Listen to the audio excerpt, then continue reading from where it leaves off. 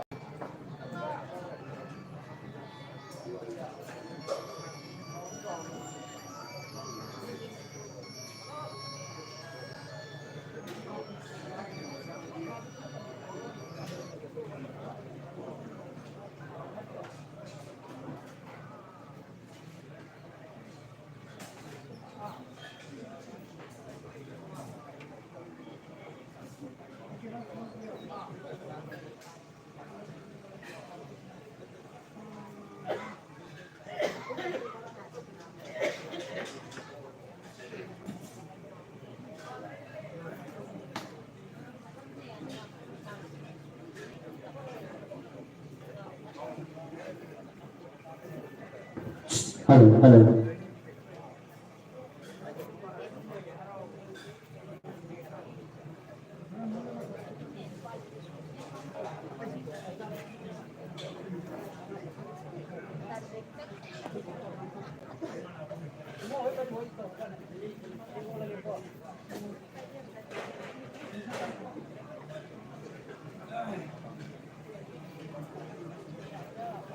군들 얘기다 보니네.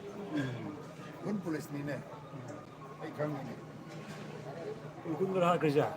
아, 세. 지금 군다 얘기다 봐. 나는 무슨 것도 안 봐서. 군들 할 기분에 봐. 아, 강이 많이 좀 세 얘기노. 포스팅이 군들 기분에 봐. 이제 좀 이민 몸이 열어서는 그거 팔면 돼. 아니, 얼마야? 새로워. 그냥 와. 우리 삐암 야우리 먹나 하점 야우리.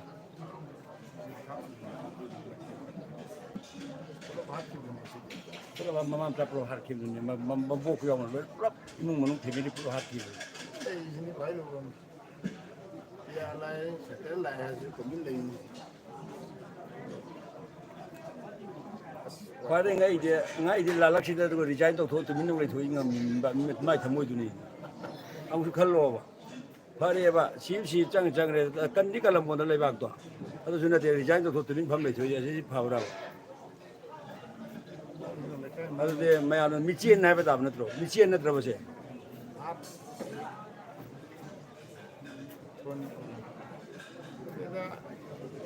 ꯁꯃꯥꯖ ꯃꯥꯡꯍꯜꯂꯝꯕ ꯍꯥꯏꯇꯥꯔꯦ ꯑꯗꯨꯗꯤ ꯃꯥꯡꯍꯜꯂꯝꯃꯒ ꯇꯨꯃꯤꯟꯅꯒ ꯔꯤꯖꯥꯏꯟ ꯇꯧꯔꯒ ꯔꯤꯖꯥꯏꯟ ꯇꯧꯔꯗꯤ ꯌꯥꯕ꯭ꯔꯥꯅꯦ ꯃꯥꯡꯍꯜꯂꯝꯕ ꯍꯥꯏꯇꯥꯔꯦ ꯃꯤ ꯍꯥꯠꯀ ꯍꯥꯠꯇꯣꯛꯑꯝꯃ ꯃꯥ ꯔꯤꯖꯥꯏꯟ ꯇꯧꯔ ꯌꯥꯕ꯭ꯔꯥ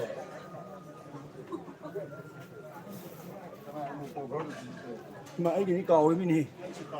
ꯑꯣ ꯁꯤ ꯀꯔꯤꯒꯤꯅꯣ ꯑꯣ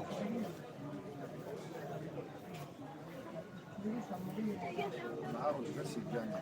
ꯅꯍꯥꯟꯁꯨ ꯁꯤꯈꯔꯦ ꯃꯃꯥꯡꯗꯒ ꯁꯤꯕ ꯃꯣꯏ ꯅꯍꯥꯔꯣꯜ ꯑꯣꯏꯕ ꯃꯥꯜꯂꯦ ꯃꯁꯥꯝ ꯁꯅꯥꯖꯧꯒꯁꯦ ꯌꯥꯝ ꯌꯥꯎꯕꯅꯤ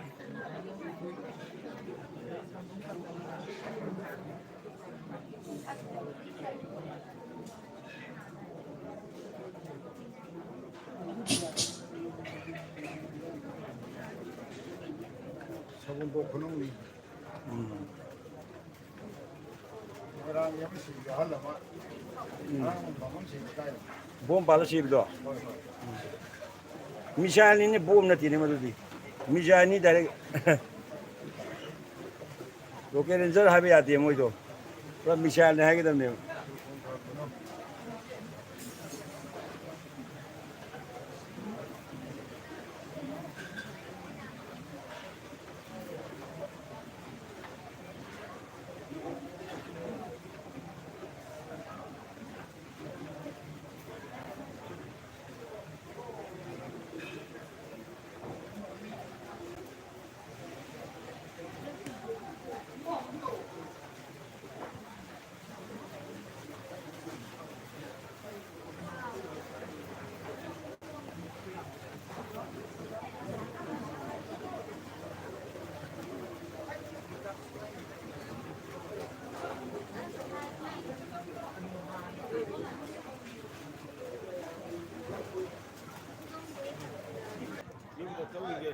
ꯆꯠꯂꯨꯒꯦ ꯍꯥꯏꯔꯣ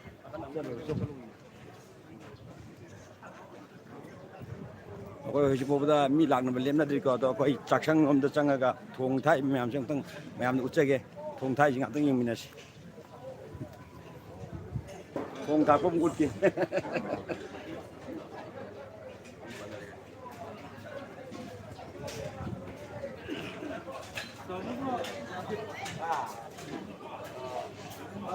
ꯅꯍꯥꯟꯗꯤ ꯆꯠꯁꯦꯅ ꯍꯥꯏꯅꯔꯦ ꯑꯗꯨꯒ ꯉꯁꯤꯗꯤ ꯀꯔꯤꯅꯣ ꯈꯪꯗꯦ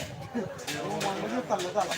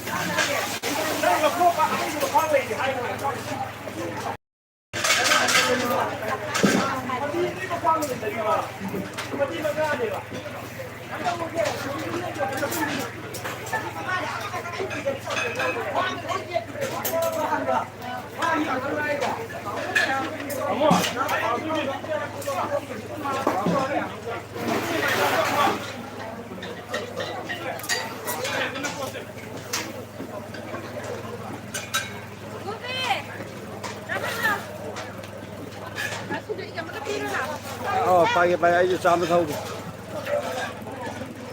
그냥 좀 짜신 동물이 아기 이제도. 야 머리 이리야. 애써도 타려고. 카메라맨 로이로. 라이타리. 파이. 라이타리.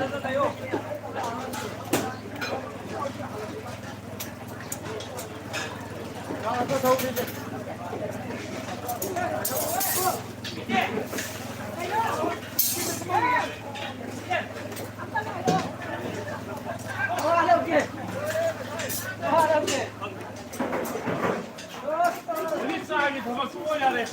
그냥 들어간다. 어때? 내 차처럼 좀 거의 밑으로 아까 앉았다. 수고해야 돼.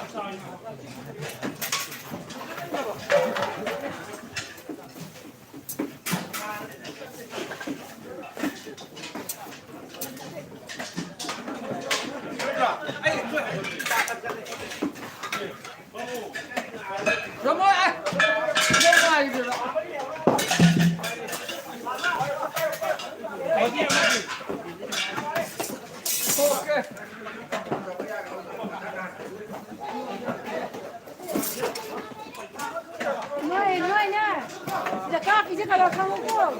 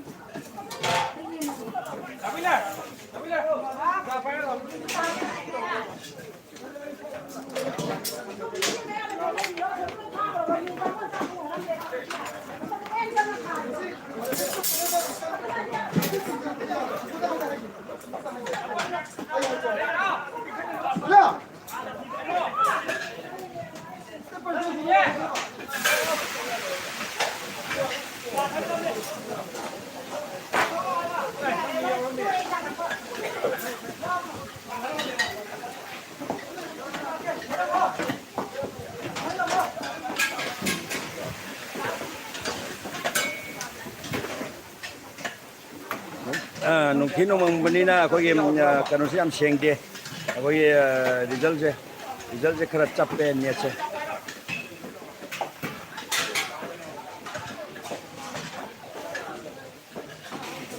ngã thùng cái tên nặng cũng ok, ngã thùng này có.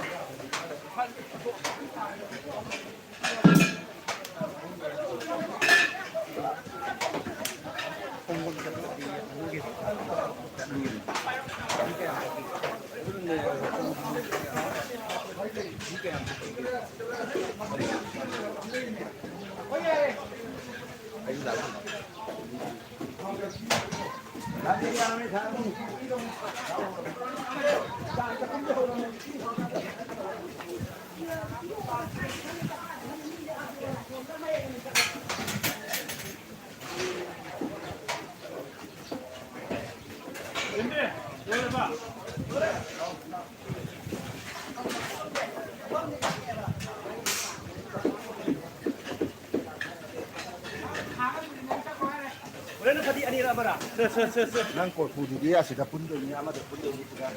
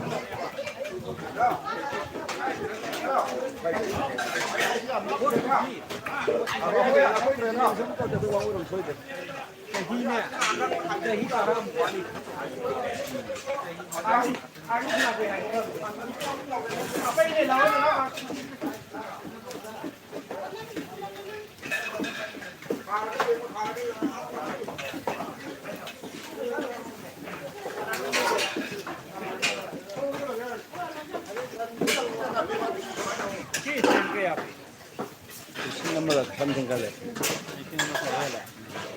어흥을 내면 장마 사토도 비리. 장마 사토도 비리 어흥을 내면.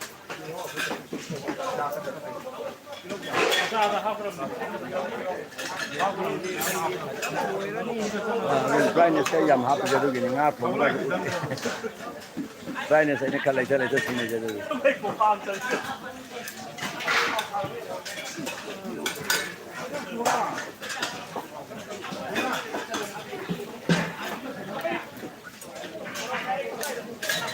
nung mangi pasana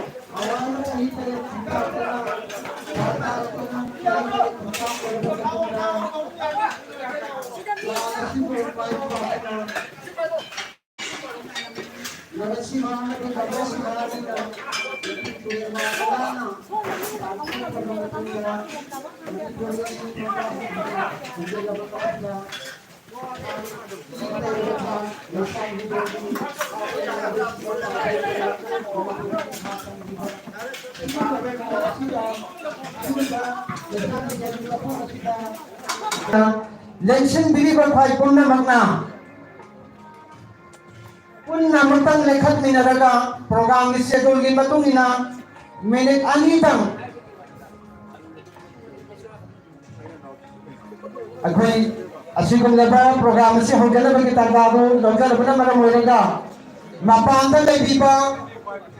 program si bu saru kya bali bi raktiba akhoi ni ahal naman sing itilin out sing maru apang sing pai punna mak lensin bidak na ba nolok na nising dari amuka na nising jage ngasigi program masih na salu kya baleng ba kay batongan ba lang thawal ke lagi ahlan sing kai khumna jarba ahlan sing kile law sing pai pom na mag ai ko na sindari ba hangsan sindari ba mapam na kita pun na lensin bidak na ba sindari ba observation committee ke mai kay jage nolok na nising dari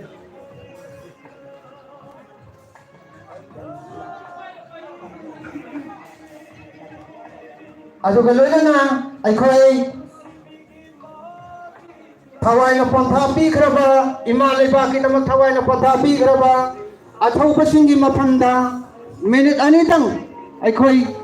silent observe tauna na biki tanda tu lok jage maram maduna aikhoi na minute ani khaki silent observe tauna na baki tanja chida aikhoi ki benkul khongbi na ba chinu laksing Laki batu yaragadi mention bilatuna asigum labat silent observe tawba sida thawal tawina na banolok na ningsing jari amukana ningsing jage akoi hana na contact tawdana thamja khaba thank you narjan bero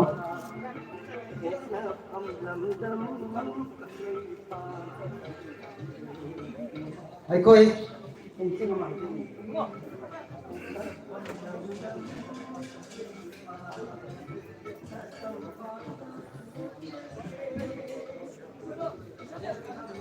Koi minute ani tang ai ka timing na sidagi chapchana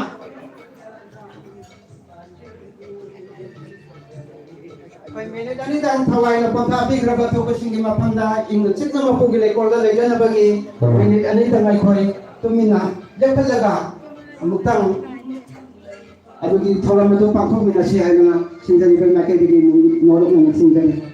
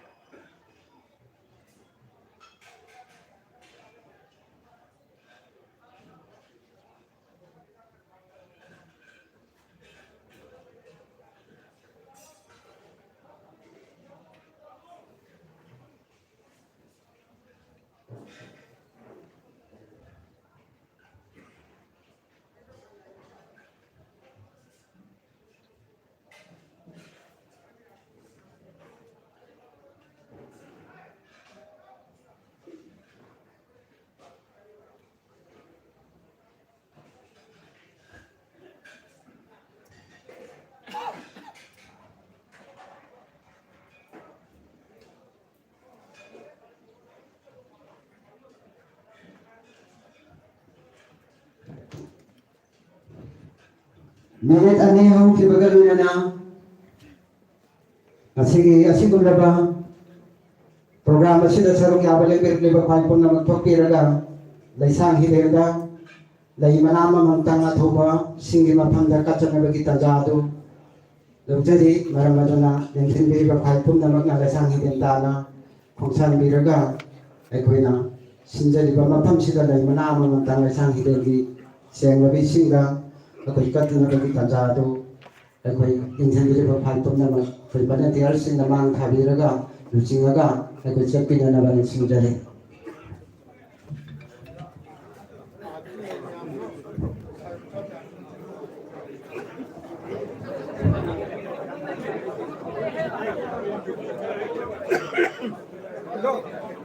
Kai lagi ni thong ni lai ke patung ni.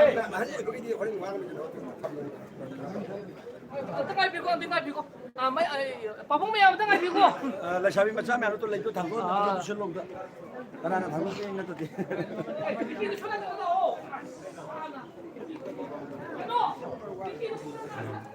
Hello ꯑꯩꯈꯣꯏꯒꯤ ꯚꯂꯟꯇꯤꯌꯔꯁꯤꯡꯅ ꯀꯦꯟꯗ꯭ꯔꯁꯤꯒꯤ ꯀꯥꯏꯈꯣꯛꯅꯖꯔꯕ ꯍꯜꯂꯕꯁꯤꯡꯅ ꯂꯥꯛ ꯇꯣꯈꯥꯏꯔꯦ ꯇꯥꯟꯖꯥꯁꯤꯗ ꯑꯩꯈꯣꯏꯒꯤ ꯚꯂꯟꯇꯤꯌꯔꯁꯤꯡꯅ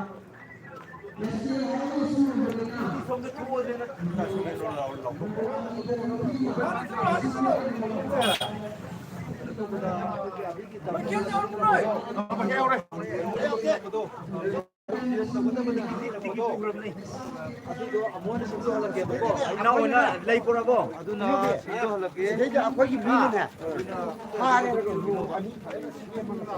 ꯂꯩ ꯄꯨꯔꯛꯑꯕ꯭ꯔꯥ ꯂꯩꯁꯥꯕꯤ ꯃꯆꯥꯁꯤꯡꯗ ꯍꯥꯏꯕꯤꯌꯨ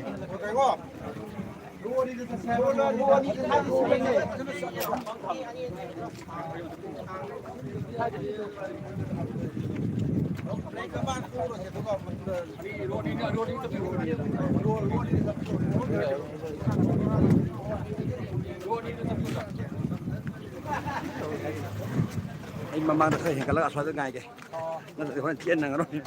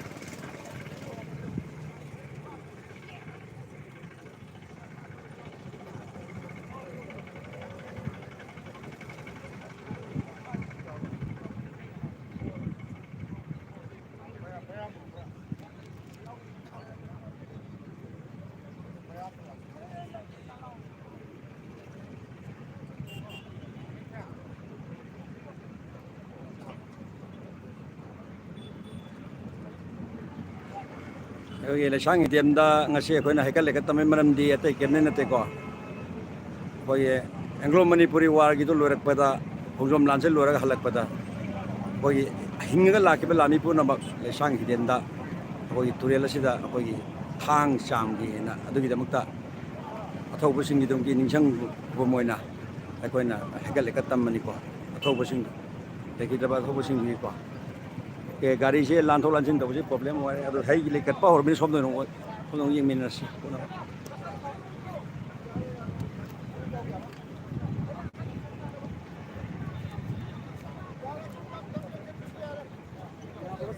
ꯌꯥꯏ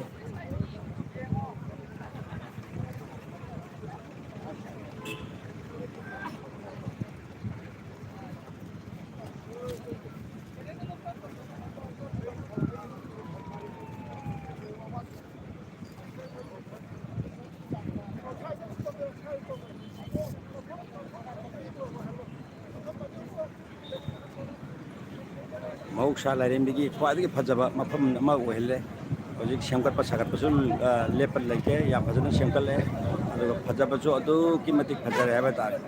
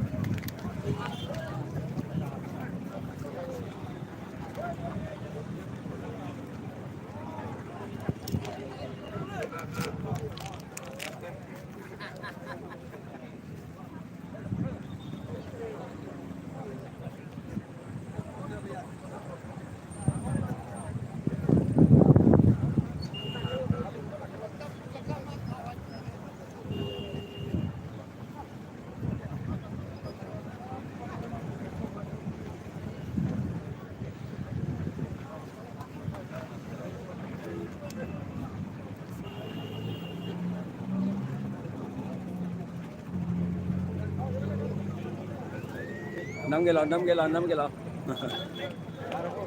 năm cái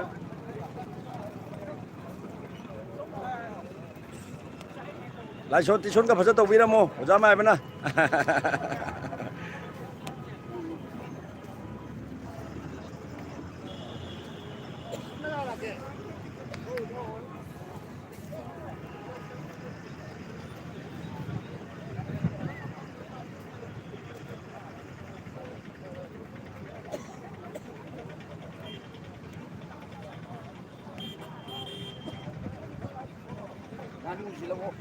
lâu ghê phật cái dân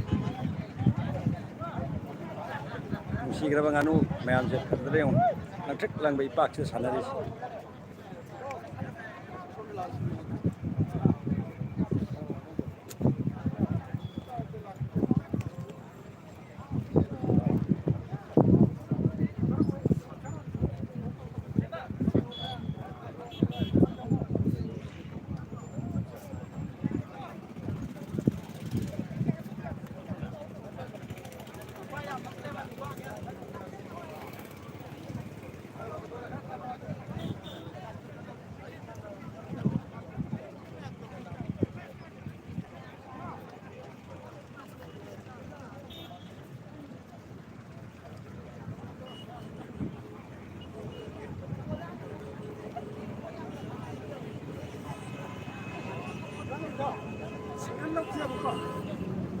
Vậy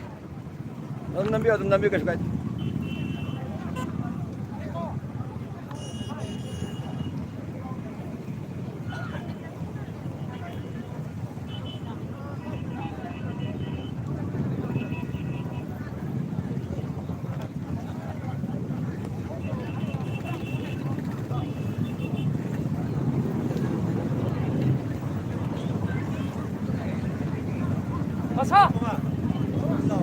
가서 대단 lỗi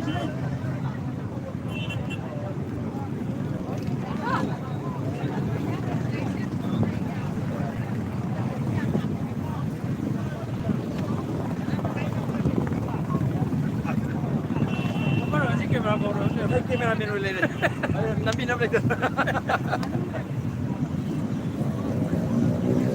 live thả đi đi YouTube live thả đi live có được đâu đi copy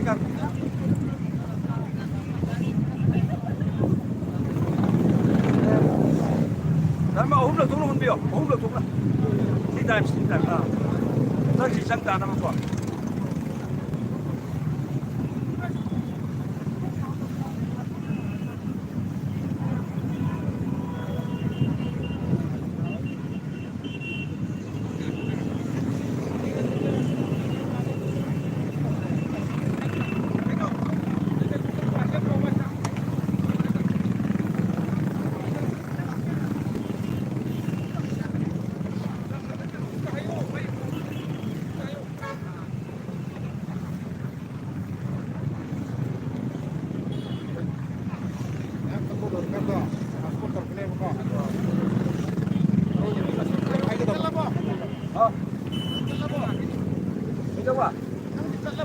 Kati ay last करके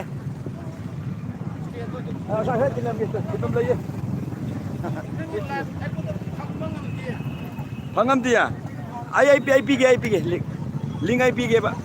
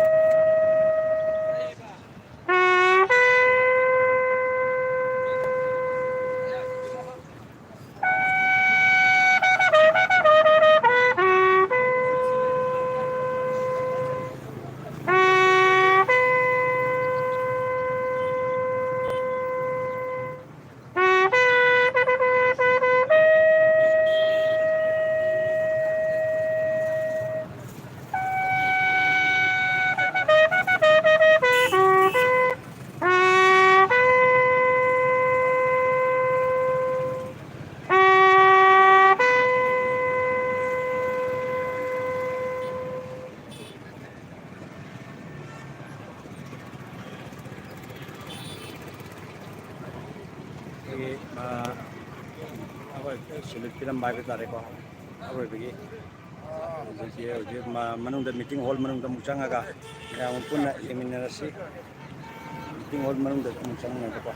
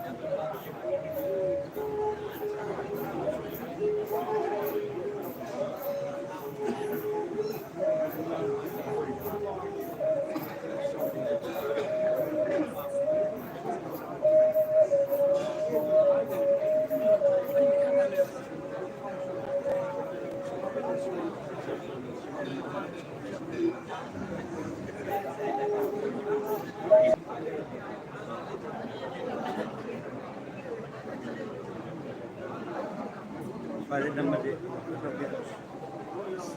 lawan macam nama. Latar, latar udah mana mesti.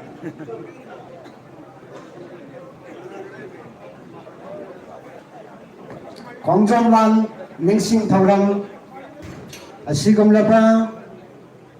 ꯊꯧꯔꯝ ꯑꯁꯤꯕꯨ ꯌꯥꯎꯕ ꯂꯥꯛꯄꯤꯔꯤꯕ ꯂꯝꯊꯕꯥꯜ ꯀꯦꯟꯗ꯭ꯔꯒꯤ ꯇꯣꯉꯥꯟ ꯇꯣꯉꯥꯟꯕ ꯃꯐꯝꯁꯤꯡꯗꯒꯤ ꯂꯦꯡꯕꯤꯔꯛꯄ ꯑꯩꯈꯣꯏꯒꯤ ꯃꯔꯨꯞ ꯃꯄꯥꯡ ꯏꯆꯤꯜ ꯏꯅꯥꯎꯁꯤꯡ ꯑꯩꯈꯣꯏꯅ ꯁꯤꯟꯖꯔꯤꯕ ꯐꯝꯐꯝ ꯑꯁꯤꯗ ꯑꯩꯈꯣꯏ ꯂꯣꯏꯅꯃꯛ ꯂꯦꯡꯁꯤꯟꯕꯤꯔꯒ ꯐꯝꯕꯤꯅꯅꯕ ꯅꯤꯡꯁꯤꯡꯖꯔꯤ ꯑꯩꯈꯣꯏ ꯃꯈꯥ ꯇꯥꯕ ꯄ꯭ꯔꯣꯒ꯭ꯔꯥꯝ ꯂꯧꯈꯠꯆꯅꯕꯒꯤ ꯇꯥꯟꯖꯥ ꯑꯗꯨ ꯂꯧꯖꯒꯦ ꯃꯔꯝ ꯑꯗꯨꯅ ꯑꯁꯤꯒꯨꯝꯂꯕ ꯄ꯭ꯔꯣꯒ꯭ꯔꯥꯝ ꯑꯁꯤꯕꯨ ꯌꯥꯎꯕ ꯂꯥꯛꯄꯤꯔꯤꯕ ikai khomna jarba lang thawal kendra gi alaman sing chilalaw sing marumapang sing khwai pom namak ai khoi na sinjari ba pham lang asida pun namutang leng sin binanaba sinjari bagi mai kai gi nolong na leng sinjari roila na akai makata ba program athuba matan da ko chana bugi tanda da lok ge maram aduna leng bi ra khwai pom namak na ai khoi na sinjari ba pham lang asida pun na leng sin binanaba sinjari bagi mai kai gi nolong na leng sinjari roila na observation committee ke mai kai degi ai kai ke volunteer khara thoga lakpili bising ato masa ki pam langga lengsin bina na bagi organize kitang pabila na ba sinjan bagi mai kai degi nolong na 소명 하고 거. 내 파티 되게. 윤도 얘기해서 날 다리에 좀 얘기해요. 윤도 좀 얘기하니. 망이 지금 버터 오케이.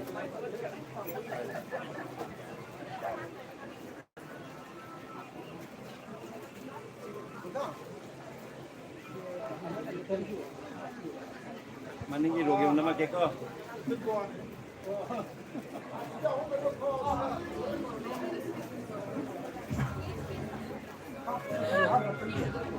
맞죠?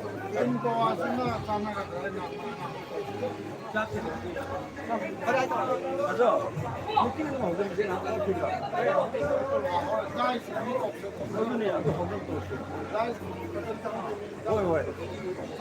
혹시 아역 생각해봐. 아니 이게 와는 아니에요.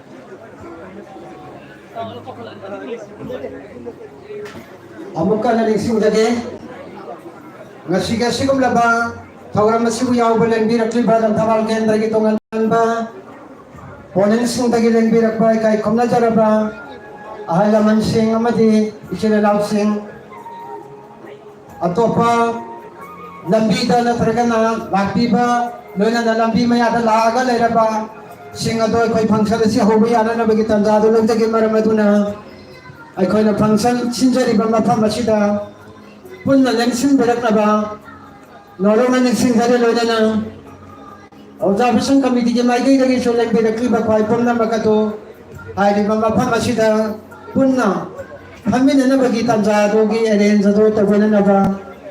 sinjari bagi mai gai dage nolong na lengsin dare ngasi sigum laba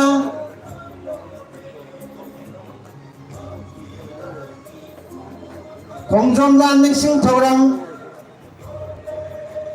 ngasi yai paraba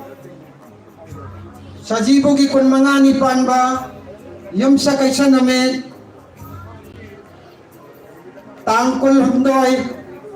April gi tangkul humdoi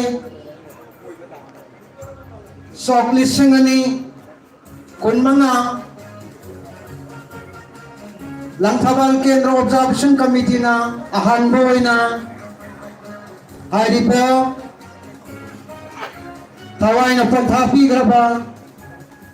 ay ko yatong basingi mapangda laisang idol na hikal ikatam jaraga programa si andakit sa higi ahanboy na hog jaraga makatabat sa hilisang sit na asiga na programa si pang tuksa na bagitan dyan ako'y makhata na nung dyan nakikan maram maduna ngasigan sigum laba program function na sida saruk yabaling belakli ba kway makaya walang jaraga ay ko'y programa si makhata na magitan na nung dyan maduna ngasigan sigum laba function na sida mayagi pambak talin sinbiga daba ikai kumna jaraba sing amutang ay miyanda thamjake ahan bamatada Lelong Municipal Council ki chairperson ki thaupobi riba ikai kumna jaraba sar lamabam lalamani ngasige sigum laba function sige maya iki pambak takaleng sin benana ba sinjari bagi mai kai bagi nolong lekak sinjari loina na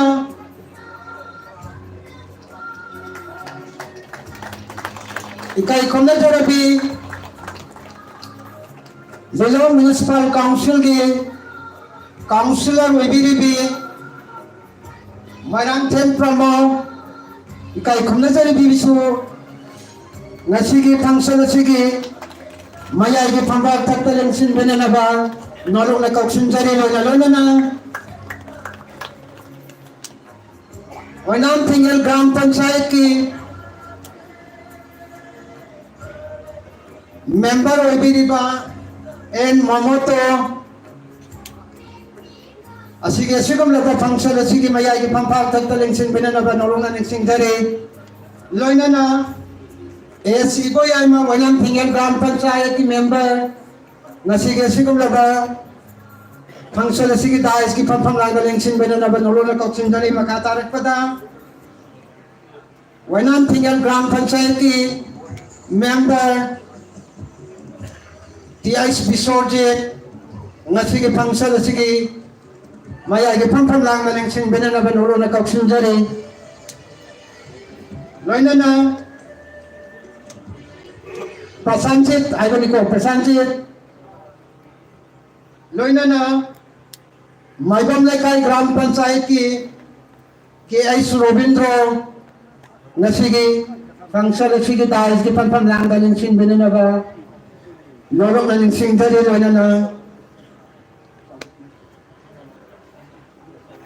ikai khomna jaraba member Oinam Tingel Gram Panchayat ki alibungo ningombam chawba ngasige sigum laba function asigi dai gi pham lang galeng sin benana ba norok na kauksin jari loina na langkhabal mantri khong amasung Narem Lekai Gram Panchayat ki member Wibiriba and Pratap ngasige sigum laba Khongjam dan lengsin thawam asigi dais gi pham lang da lengsin benana ba nolong na kauksin jari loina na angan na matamdagi asigum laba function asibo thawayang na saruk yagani haidana lengbi raklabai kai khumna jaraba lai masakoi raba kendra sige halaman singh gi maraktage Iram Gunna ikai khumna jaraba halibungo so Maibam Lekai ngasige sigum laba function asige dais gi pham lang galeng sin benana ba sinjari bagi mai kai de nolong na kauksin jari loina na Laisran Joy ikai khumna jaraba halibungo so ngasige sigum laba function asige dais gi pham lang galeng sin benana ba nolong na kauksin jari loina na ikai khomna jaraba alibungo motum nilamani ngasige sigum laba function asige dai gi pham lang galeng sin benana ba nolong na kauksin jari loina na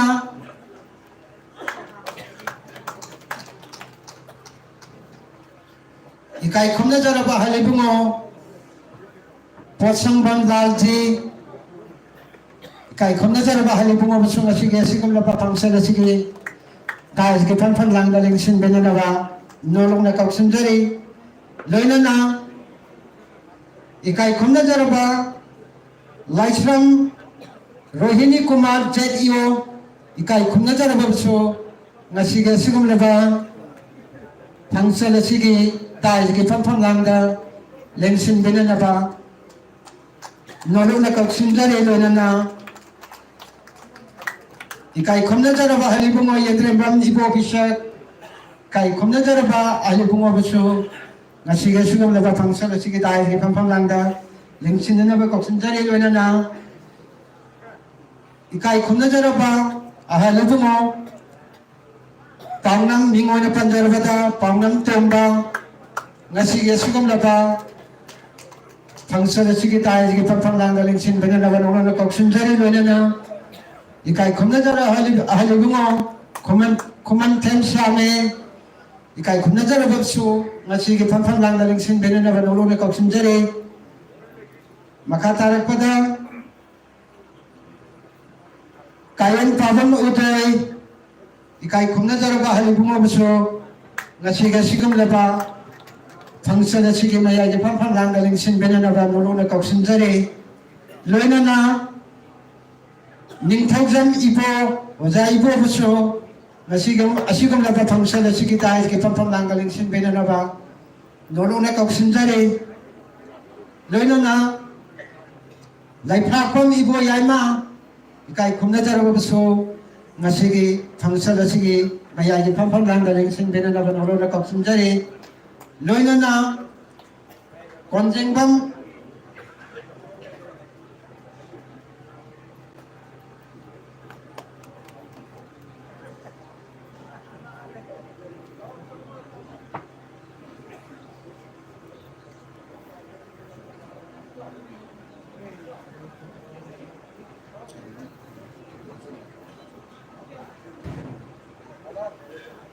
ikai kum Ako'y sami kay kumna jaraba ahligungo rajen nasiga sigum laba ako'y jam rajen kay kumna jaraba ahligungo basu nasiga sigum laba pangsaga sige dai sige pam lang galing simbene laba nong singjari nodana langthabal mantri kongdale bibai kay kumna jaraba ahligungo arambam rajen nasiga sigum laba pangsaga sige dai sige pam lang galing simbene laba nolok na kok sunjari loina na ikai khomna jaraba halibungo karam somo kanta halibungo baso tais ki pam lang galing sin benana ba nolok na kok sunjari loina na ikai khomna jaraba halibungo ningombam nabadi ngasiga sigum laba pangsala sigi tais ki pam lang da lengsin benana ba nolok na kok sunjari loina na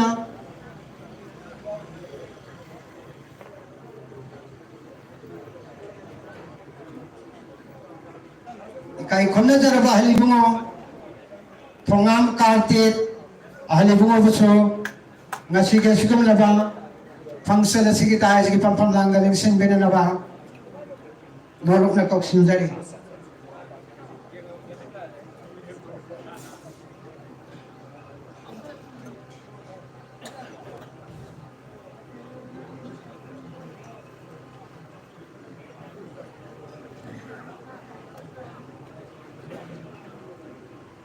Maka tarak pada kai khomna jaraba halibungo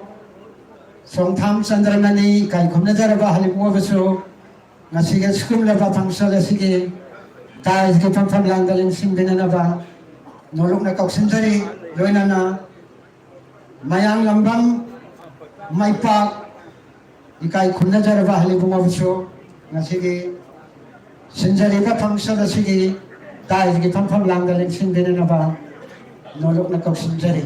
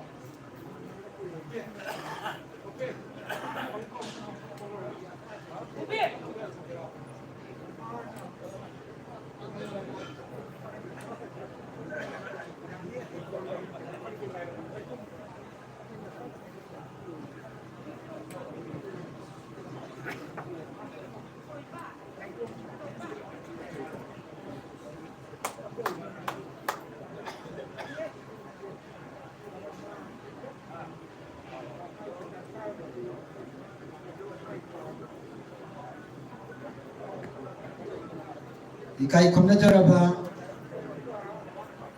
halibungo singna maya ji phambakta lengsin biki bagi iroina na ngasi langthabal kendra observation committee na sinjaba khongjom lan ningsing thoram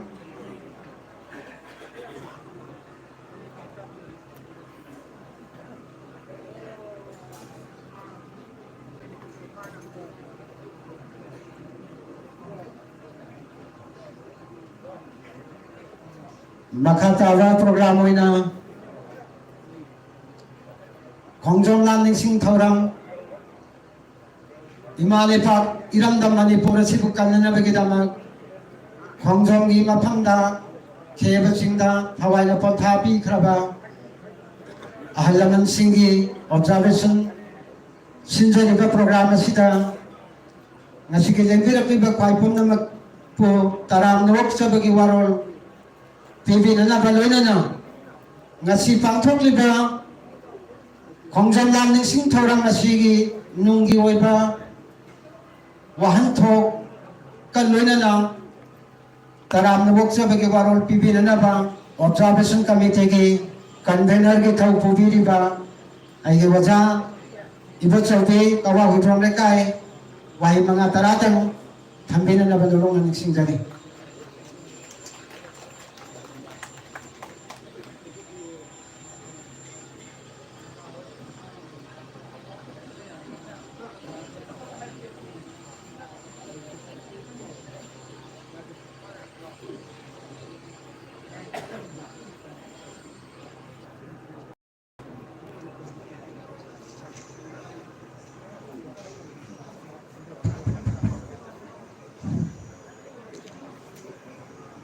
Ngasi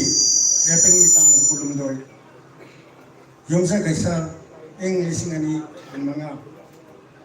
panthok seriba khongjom lan lingsing thorangi phambak thakta lingsing biriba amadi mang de lingsing biriba ikai khumna bagi masak weraba sanai raba halaman sing khong sokna khoram jabani khallaga ai khoram jari amadi ngasi ki thoram masibu mapung phanaba lengdi raliba kendra ni pudagi silinaw sing sa sing naw sing khwai kuna makuso aina khan boina khorjari loina na ngasi gi thogdo asibu mangam sana lam thungna mi khuding gi augen tibi gadoriba print and the media gi silinaw kuna makuso ngasi sinja langjeriba singi maikai dagi taram nok sari ikai khumna ko sari iko ngona khurum jari ngasi ki thorma sini manipur da thokhiba manipur ki ipai pu sina iram dam kannab ki damakta masa ki khem tana iram nai ne sian khiba iram dam kannab ki damakta sona khiba khongjong bilanda thawai tha khiba thawai na pontha pi khaba adum na ba han singi ningsing numit aduni ningsing numit si lehoriba tungi mirona kau dena ningsing dena lahir kata ba adum ba thawra mamani ngasi halaman akhang ai singna tapiram ba wafang kradang ai sum mayam de tentang na thamjage ingso liching ama sani pan mar gu drama thoi mas tang kulum doi ning thau ka ban mi ki ahing nong yai da hai badi mas tang kumari niyam na yahong na dingi matam da ai koi ki British ki lami ako ki Lieutenant Bunker di bana ako ki Kangla ki lanpam da Zubrasti Kendra sipu phana ba adugum laba lan horoki asiguma lanpam asida ako ki amam ba lanpam asida ai halaman singna takpi ba piram khatang kitang tentang na thamjabani adugum laba mayam si lanpam da amam ba hin si ai koi ukram ba tengo na koi lieutenant Bankar Baribu thang na thinduna hat khina takpirami aga loina na hariba numit asida ai koi kumbang suwedar adagi laisang jamandar athopam dewana singba makoi athoba maitei gi athoba kayana numit asigi amam ba hindu ki lam da British ki ahu maithi ba piram laga ai koi halam laga ai koi makoi masa mak sum mathai thado khina ta pirami athanga numit asi matada koi British na kangla gi akoi bada laiba yung kaya mai thaduna misi mina kaya tholam ki nongan ba kung ipan taba matamda British-ina ceasefire tawduna aikogi lan lephi adu lan lepa matamduda British-ina aikogi anga mathau ningthaugi anga mathau kaya ga loinena wata anadra waroisinama pornaba phamki matamduda yanaba poroktraba matamduda aikogi akoisi maraktagi British har mangagi maraktagi aikogi Greenwood Mr. Greenwood pu aikogi pukham bakajao gi manakta insil lakhi hai isilaga matam tu bukan bangkasau na tahan khindra akoi akoi bankar bari si hat ki na ningsing jarami ai ngasi ki thoram masiki harap ningsing jabu waina ai wafam gatang tham jabani tang kunmanga maharaj kulasandra na British ki mathakta lan lauthokle adu ki matungda ai koi ki British na siang da tanjai englaga ai kai mari dagi pakai uhun dagi lan tawraki matam da nithau masa kaya akhoi gi lan pham da thawai tha ki matam da akhoi maitai sing ki marak tagi akhoi gi khagi hendra haina nupa mana akhoi gi bidhi sing gi misang sang da lambi ta tana sanakha akhoi kaino sanaka nithong masa kaya magi sigi haina takpiraki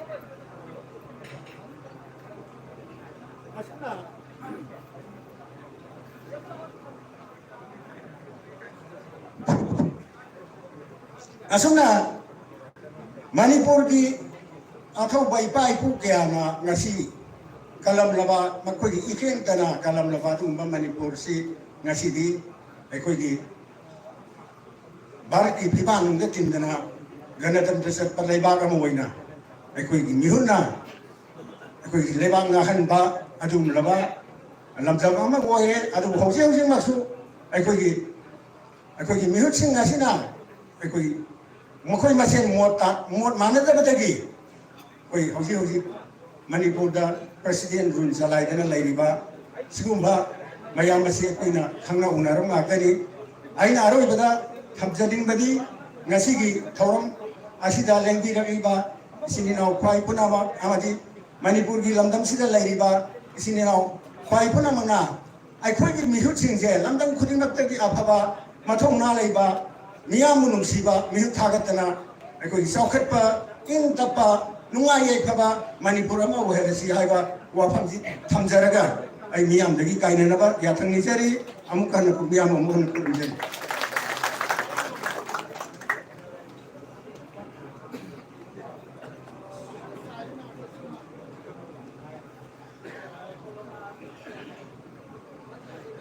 Hello. Ngasi sinjari Board Observation Committee Kongjom Landing Sing Thauram asida sarok yabaling binakliba khwai pumnamak aikhoi mamangda lambida laibibasing laibiragadi aikhoi kinchinaw sing na chatpiraga aikhoi na pangthokjariba function mafam asida lawena ning sinbiraknaba amutang sinbiyo makha tarakpada सही हुफूगी मथक लेरबा केंद्र सिगे हलमन सिंह गी फमफम होइना अखोई senior citizen सिंगी फमफम होइना अखोई सिंजरीबा community hall सिगी मखादा पुन्ना फमबिननबा सिंजरीबगी माइकैदगी निं सिंजरी करिगुंबदा अखोई की खोग्राव सेपिरगलगसो हारिबा मफम असिदा निंसनबिननबा निंसिंजरी लोइनना अखोई की ऑब्जर्वेशन कमिटी की volunteer थोपिरगा अखोई मदुगे एरेंज अमुक्तंग ऑर्गेनाइज अमुक्तंग तववेना बसु निंसिंजरी मखाताबा प्रोग्राम दा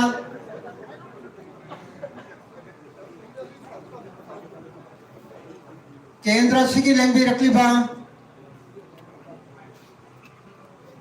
केंद्र सिगी tongan ba polling sing da geleng bi rakpai kai khomna jaraba lai gi masak koiraba ahalaman sing da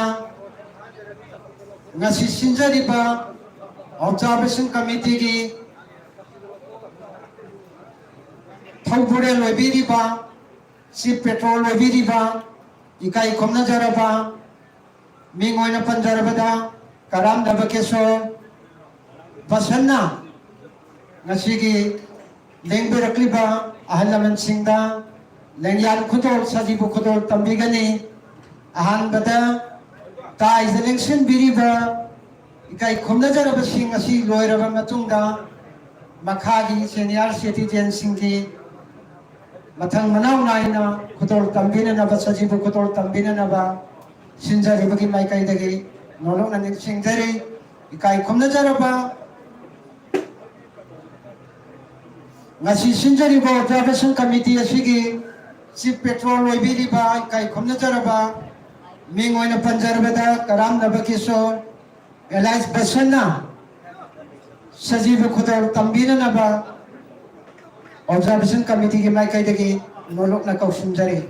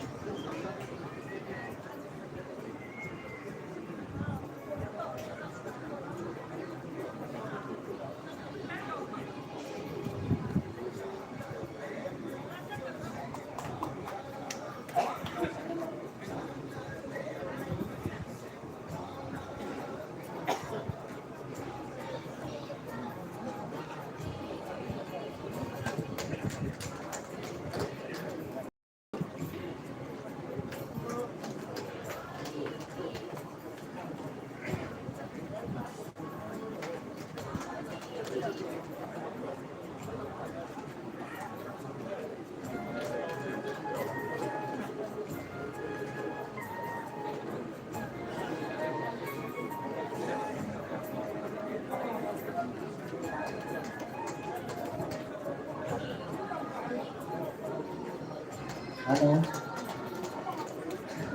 Kali ko bakradang ningsingjage waro biroy. Nasige sugam laba. Council asibu yawala piriba. Akoigi sirenaw sing. Akoigi function mafam masida. Punna pambi na laba. Sinjari bagi mai kai digi. Nolok na ningsingjari noina na. Akoigi community hall asigi. Sakurida pambi riba sirenaw sing adaso. 야라가디 아이코이나 각기 피다마 신자리가 마타마시다 군나 파미나바기 깜빼고이나 파미나바기 단자마탕 로제게 마라마도나 커뮤니티 홀 마망다 서프리다 밤비리바 나시게 시금라바 방설다 시부 타와야우나 사룩 야바냉 비럭트바 केंद्र सिगी इकाई खमनजरबा मरुमा पांगसिंग फाइपमनामा Saukri hari basigi mamanda leriba ihan han ba phakki ro dagi mathang manau naina kampe kamawoina yengbada phajana ba mawong amada punna phakta lengsin binana ba sinjari begi mai kai dagi norukna nishingjari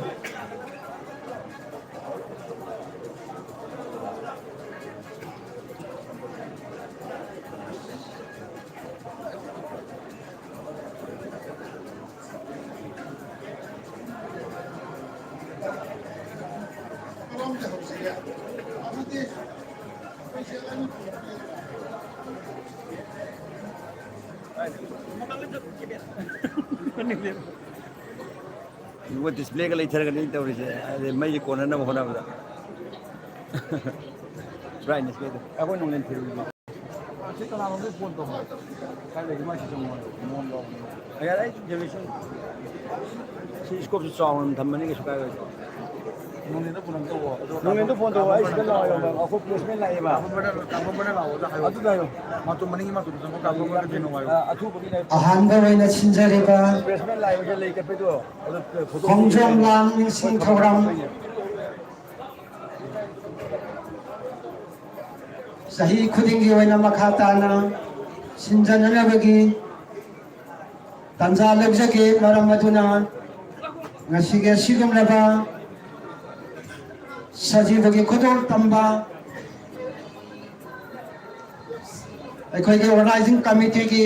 thobure loibiri ba chief petrol loibiri ba ming oina panjarabada yam banaba kisor elaj pasana Lantabal Kendra ki tongan ba polling ni fu de lengbi rakpa lai gi masak ko ba ikai komna jara ba halam singna 도저 돼야 어디든 갈래 피시야. iramdam manipura sigi lahati ponsina matung darappa ponsina leri ga makai lahat na mani iramdam manipur ki tamak pan thoke kanba Orang thonga kaya Mai Papa, Manggol Raiba, Uelsan Haidana, Nasigi Sajibuki Kudo Tamjariba, Sipetro Riba Yaba Kesota, Lingsin Biriba, the Kendra Sigi Lai Masakuraba, Kai Komajaraba Halaman Singha, Or Pibio, Lena Mangol Pibio, Makatana, take the Kaidana, Sahi Kudinga Sikumaba celebration, Sikumba. Function program asi pangthok sabang namba mangola si bat pibiramo PBO aidana observation committee ki mai kai dege nolok na ning dare amuka na ning dege ngasige sigum na ba senior citizen nangthabal kendra ki tongan ba polling station sing dege lang bira pai kai khumna jara ba lai gi masa ko ba alam sing na ngasigi chief petrol wizard organizing committee ki Chief Petrol Rebiriba, Ikai Kunajaraba Karam Nabakesor, Elias Pasana, Sajibu Kodol Tamba Sita, Lenbirakiba Halaman Singna, Irandam Manipurgi, Idamak, Yai Pananaba, Nangi Ponsina Rivermakai, Irandam Manipurgi, Yai Pananaba, Tava Purankaya, Ninjani Patava Purankaya, take the Gaidana, my papa, Lambongo Jero. Gaya na makatarapa siguro program sing pantuk sa baganda papun thane tik takay na sa iyo ni pantuk sa baganda wajero hay kana ng oras ke bak hindi na da norok na sing jari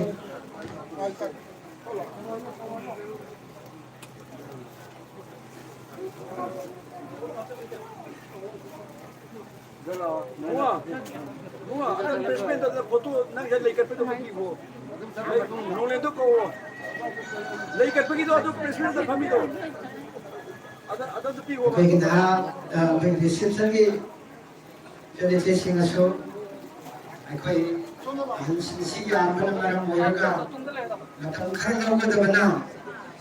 nakali arrange ato natang manaw na ina sarak senda na arrange to kada na magsitari Kaya naman natang lipo foto ka po kaya. koy Asum na lere, tung na lere kaya namin. ang organizing committee ki may kay nagi observation committee na sa silver mga tunda sa akin na magkakasindari siguro na basang nila sibuso masige programa sa kanya wala kiniga kung naman na kung kami na magkita sa sa gawin na si marama doon na yung directly ba sige lagi na sa kuya ba alam mo singa sa petrol wala ba pagbunin wala ba yang babasan na nabakesor na sa sibuk kato pamjaba sila yang binati lagi na sa kuya ba alam mo sila so ako kung sila rin ba makay iba iba kung sila iramdaman ni pura sige itong naharap ka daw ba miro sila sige yay pa ba may pa tangtuloy ka ba iramdaman ni pura mapurat pa da Em namak manggol mo jaro, ay papo mo jaro, ay na manggol sa kapilin ba. Yung nilog libro kahit naman manggol sa kapilin, ila na ꯃꯈꯥ ꯇꯥꯔꯛꯄ ꯆꯍꯤ ꯈꯨꯗꯤꯡꯒꯤ ꯁꯤꯒꯨꯝꯂꯕ programme ꯑꯁꯤ ꯇꯦꯛꯇ ꯀꯥꯏꯗꯅ ꯄꯥꯡꯊꯣꯛꯆꯕ ꯉꯝꯕ ꯑꯣꯏꯖꯔꯣ ꯍꯥꯏꯗꯨꯅ ꯃꯇꯝ ꯑꯁꯤꯗ ꯄꯤꯕꯤꯌꯨ ꯍꯥꯏꯗꯨꯅ ꯊꯧꯖꯥꯜ ꯀꯃꯤꯇꯤꯒꯤ ꯃꯥꯏꯀꯩꯗꯒꯤ ꯏꯀꯣꯛꯅꯅ ꯈꯨꯔꯨꯝꯖꯕꯒ ꯂꯣꯏꯅꯅ ꯂꯧꯖꯔꯤ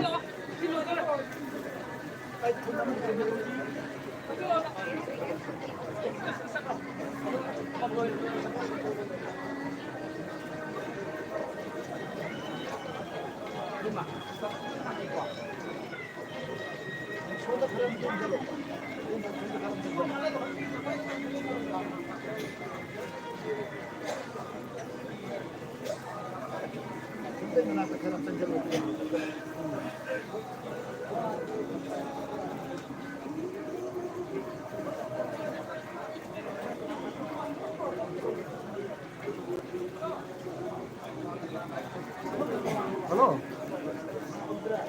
Maning gate chango, maning gate gari ko park karo, maning gate chango. Ai somda jada to thai asale maning gate ko chango pan mane. Ha. Maning gate ko chango pan mane.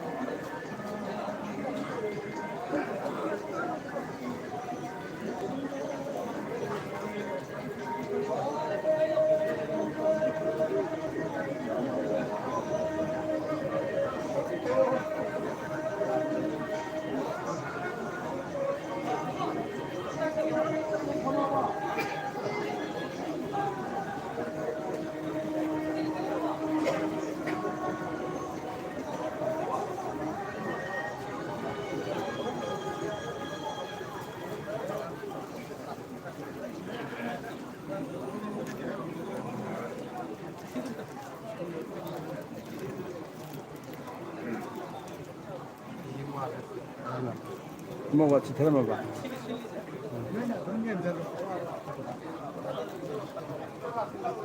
너희네도 봐도 아둠 이변면 너희 좀 제절로 너희 저도 제절로 아와라 빠도 세세 두졌나 봐. 시길로 잘 라이라 손들이 라이 시길로 뭐 이제면 성인라 그래 가는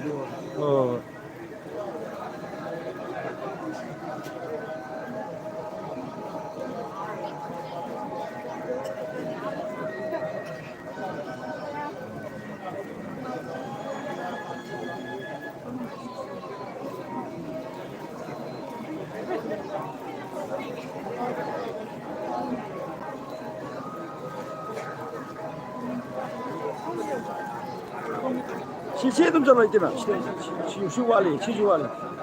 이러면 서플라이 또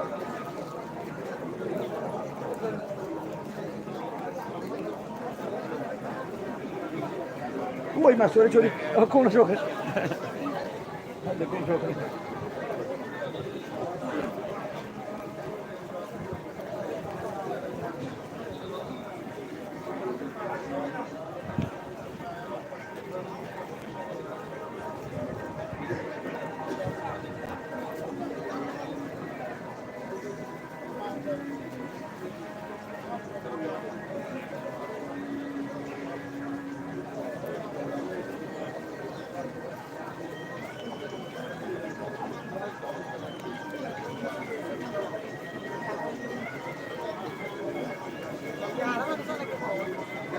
Maning di walang winida, maning kami mamja. Maning ayaw to. Ayaw ya. Oh, pala. Oh, har gasta gini ba.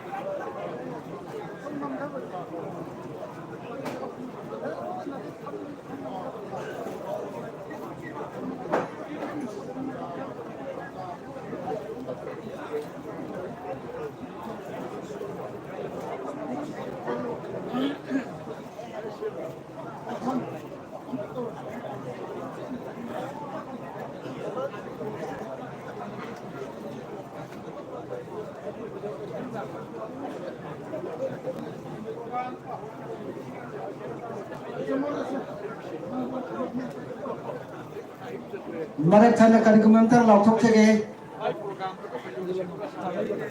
ikai khomna jarabi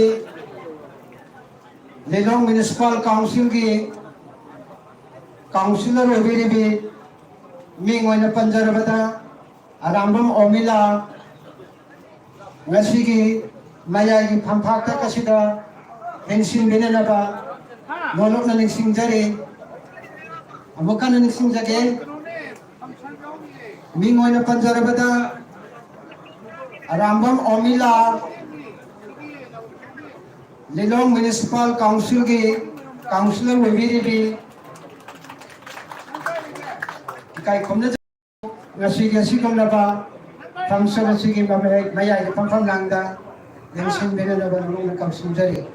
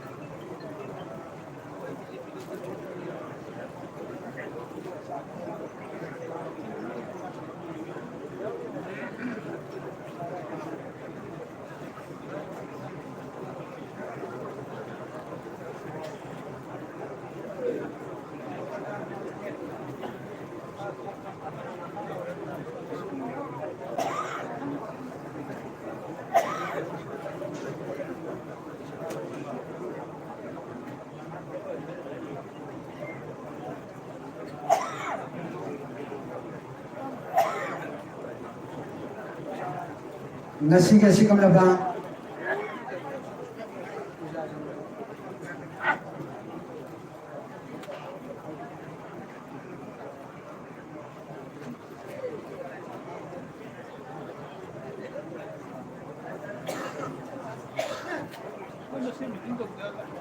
ngasi phangsa ngasi saruk yaba lambirakliba ꯑꯩꯈꯣꯏꯒꯤ ꯐꯪꯁꯟ ꯑꯁꯤ ꯍꯧꯕꯗꯒꯤ ꯈꯔ ꯊꯦꯡꯅ ꯂꯥꯛꯄꯤꯕ ꯆꯍꯤ ꯍꯨꯝꯐꯨꯒꯤ ꯃꯊꯛꯇ ꯂꯩꯕ ꯑꯩꯈꯣꯏꯒꯤ ꯀꯦꯟꯗ꯭ꯔꯁꯤꯒꯤ ꯑꯍꯜ ꯂꯃꯟꯁꯤꯡ ꯌꯥꯎꯕꯤꯔꯒꯗꯤ ꯑꯩꯈꯣꯏꯒꯤ ꯁꯦꯅꯤꯌꯔ ꯁꯤꯇꯤꯖꯦꯟ ꯍꯥꯏꯗꯅ ꯑꯍꯟꯁꯤꯡꯇꯒꯤ ꯑꯣꯏꯕ ꯐꯝꯐꯝ ꯑꯃ ꯁꯤꯟꯖꯔꯤꯕ ꯑꯁꯤꯗ ꯅꯧꯅ ꯂꯥꯛꯄꯤꯕ 이까이 곤내저러봐 하려는 신 아이도 펌펌 나오나 시다는 신 비난여봐 능신들이 나름대 거의 organizing committee 시 페트롤 웨비리바 아이기 이암거나 사진도 거도 땀자나버기 단자도 와후바신 내려가디 마저기 맹컷자나버기 단자도 출렁제게 너는 아이기 아남 Chile Housing Organizing Committee ki Chile Housing na show Lagpiri banaw na lapa ahalaman sing tahi hupugi matakalay ba ahalaman sing yawi ragadi Senior kata na phamgada ba sinjari ba phampham asida phamhan binana ba erenso binana ba sinjari loina na awat apa kari legi bagi haibatu Organizing Committee da tana minaraga 칸나미나라가 아와빠싱아도 저희가 mention나 bagi tanjalam jage maram maduna awa apa leitana ba ahoba leitana ba organizing committee ge bagi narol singasu nadogi arrangement to tawina na ba na sinjay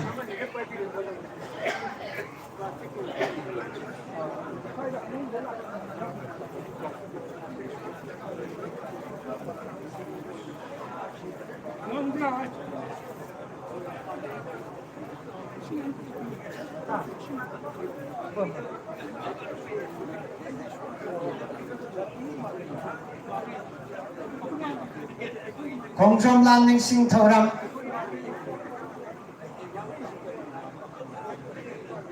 인공자 리싱 아마가 자니판 메트라마토이 브리티시나 마니푸르다 란다르키바 앵글로 코키 앵글로 마니푸리 와르 하이나 칸나바 아두군바 랑탐마두다 공정다 이마레 파키람다 마게다마 칸나나 바게다마 아이코이 아토바 까야 pauna baza ba sina luchingba athoba kaya thawai na pantha pi khiba sigum laba ngasi tang kun ga hundoi sok lisingani kun manga saji bogi kun manga ni pamba yung sakai sa numeta tingi asidagi hawjaraga makha taba sahi khudigi pangthok chana bagi pandam thamjari ba sigum laba program asigi makha chathar poina sinjariba program asiga mari mingoina panjarabada ai inau ibungo yumnang jai khomba sinjariba program asiga mari lenana wai manga taradang tentak na thambina na ba sinjariba ki mai kai dagi lolok na kau sinjari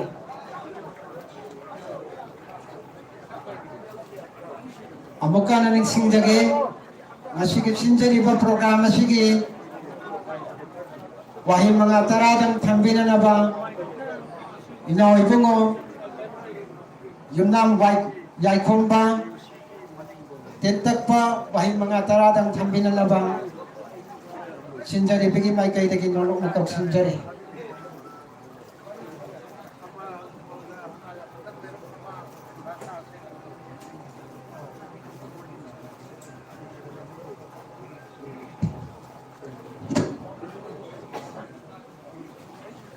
아하노막다다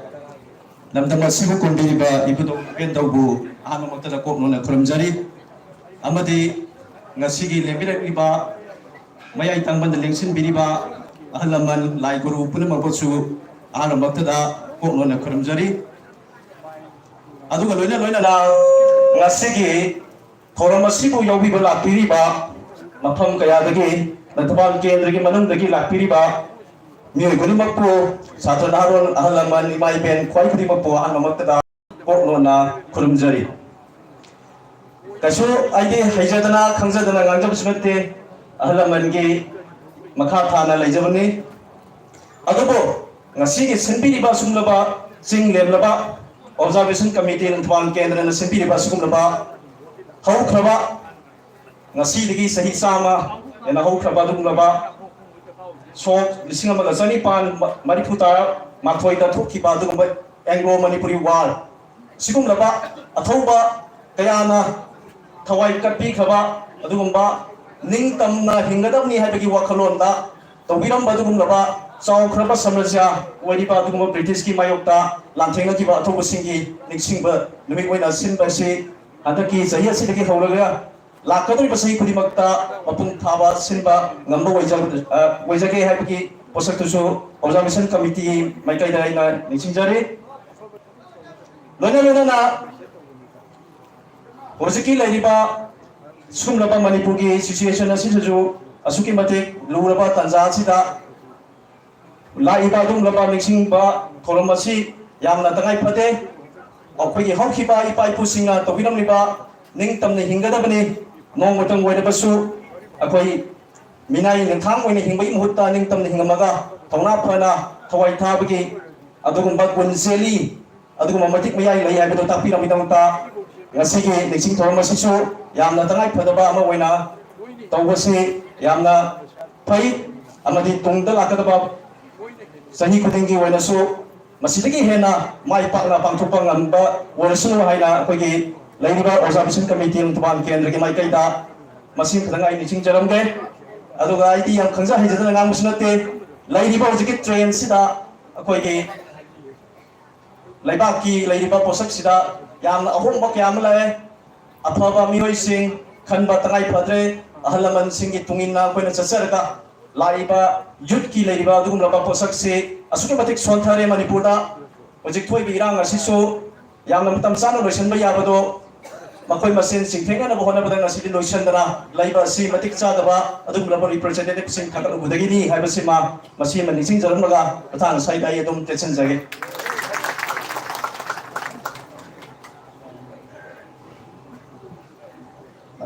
Makataragpada ngasige sigumlaba ongjong landing sing tawanggi program siga mari lenana Jilong Municipal Council ke councillor oibiri di ikai kamna jarabi ningonya panjarbada ramam omila ngasige sigumlaba program sida wahi mga tara dan thambina naba observation committee ke mai kai degi nolok na kapsimjari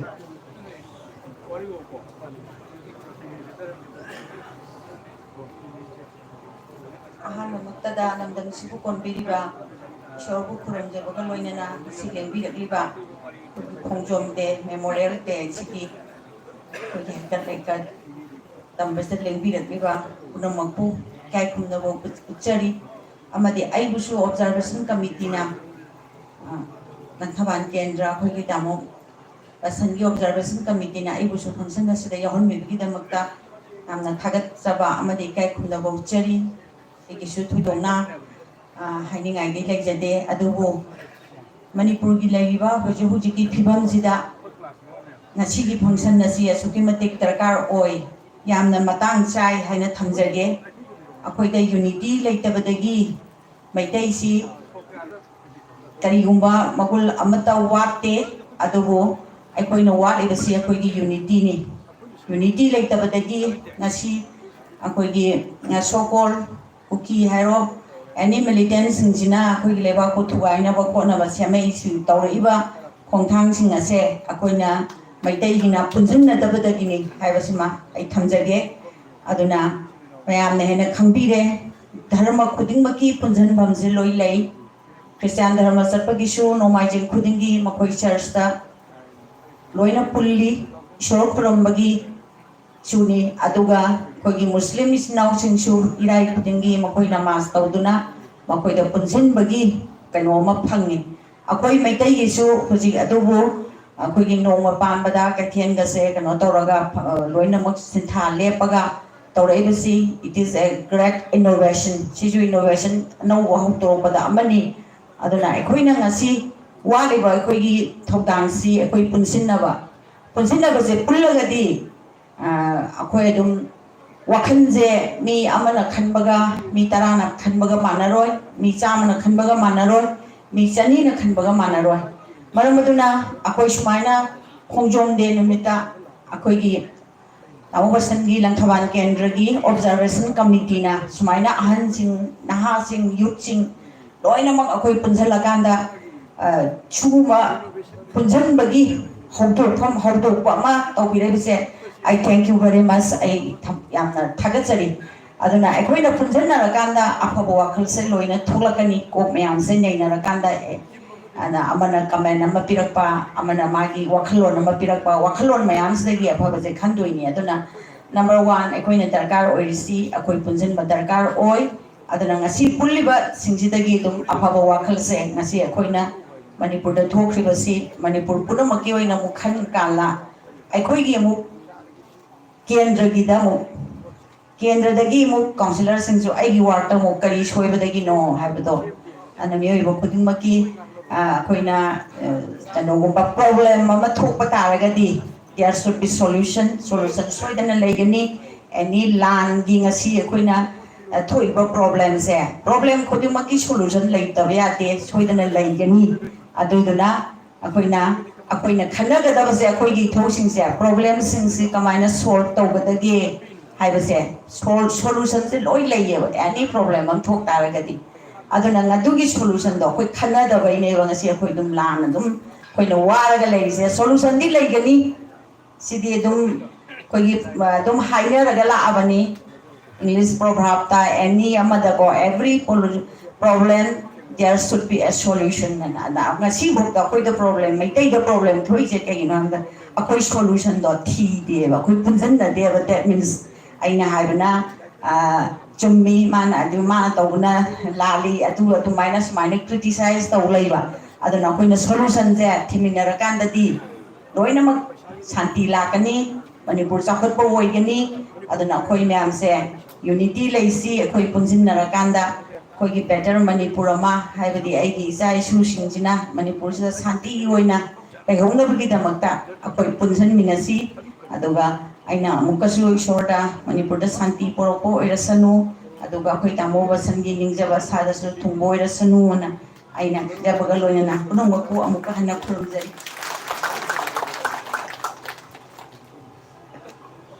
ꯊꯥꯒꯠꯆꯔꯤ ꯑꯩꯈꯣꯏ ꯄꯨꯟꯁꯤꯟꯃꯤꯟꯅꯗꯕꯒꯤ ꯑꯩꯈꯣꯏ ꯉꯁꯤꯗꯤ ꯃꯅꯤꯄꯨꯔ ꯀꯥꯡꯈꯣꯡ ꯆꯥꯏꯔꯤꯕꯅꯤ ꯑꯩꯈꯣꯏ ꯄꯨꯟꯁꯤꯟꯃꯤꯟꯅꯕ ꯍꯥꯏꯕꯁꯤ ꯌꯥꯝꯅ ꯃꯔꯨꯑꯣꯏ ꯍꯥꯏꯕ ꯋꯥ ꯃꯆꯪ ꯑꯣꯏꯕ ꯋꯥꯍꯩ ꯀꯌꯥ ꯑꯃ ꯊꯝꯕꯤꯔꯝꯕꯒꯤꯗꯃꯛ ꯊꯥꯒꯠꯆꯕ ꯐꯣꯡꯗꯣꯛꯆꯔꯤ ꯃꯈꯥ ꯇꯥꯔꯛꯄꯗ ꯂꯪꯊꯕꯥꯜ ꯃꯟꯇ꯭ꯔꯤꯈꯣꯡ ꯑꯃꯁꯨꯡ ꯂꯧꯔꯝ ꯂꯩꯀꯥꯏ ꯑꯄꯨꯟꯕ ꯑꯅꯤꯒꯤ GPꯒꯤ ꯃꯦꯝꯕꯔ ꯑꯣꯏꯕꯤꯔꯤꯕ ꯃꯤꯡ ꯑꯣꯏꯅ ꯄꯟꯖꯔꯕꯗ M ꯕꯤꯁ꯭ꯋꯔꯖꯤꯠ ngasi sigam laba function asigi tai gi pham landa ningsin bina laba nonu na kapsun jari amukana ningsin jage Langthabal mantri khong amasung layu lekai ani gi apun ba GP gi member wabiriba ming oina panjarabada M Bishorjit ngasi sigam laba function asigi maya gi pham landa ningsin bina laba nonu na kapsun jari loina na makha tarakpada ngasi sinjari ba Khongjom Lang Singtham program asigi observation committee gi Luching Pure loibiriba Chief Petrol loibiriba ikai komna jaraba ming oina panjarabada Karam Nabakishore Elias Basan ngasigi pangthok jariba program asiga mari loinana Tentak Pawarul Karadang Tambiranaba Observation Committee Mai Kaitaki ꯅꯣꯂꯨꯛꯅ ꯀꯧꯁꯤꯟꯖꯔꯤ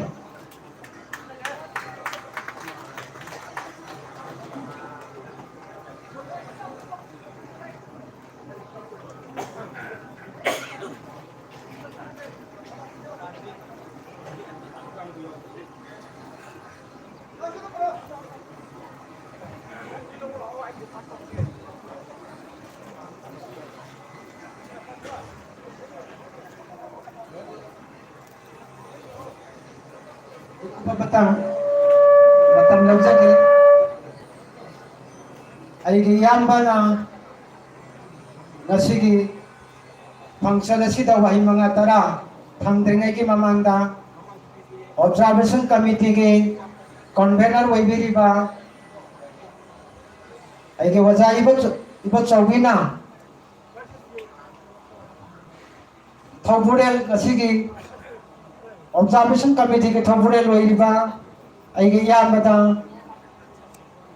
sajibu khotol tambina naba nolong na kauksinjari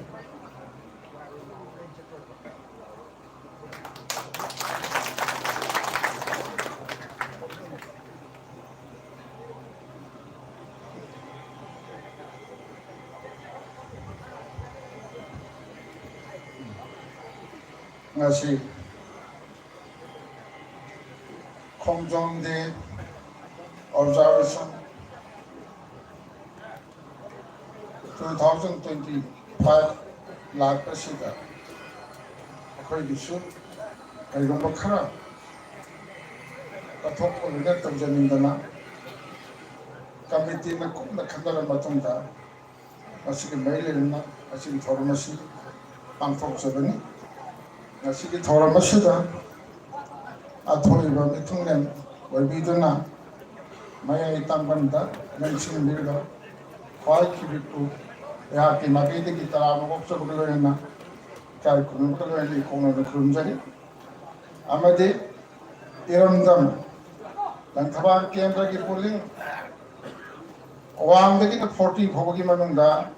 leibiriba nansijara paipan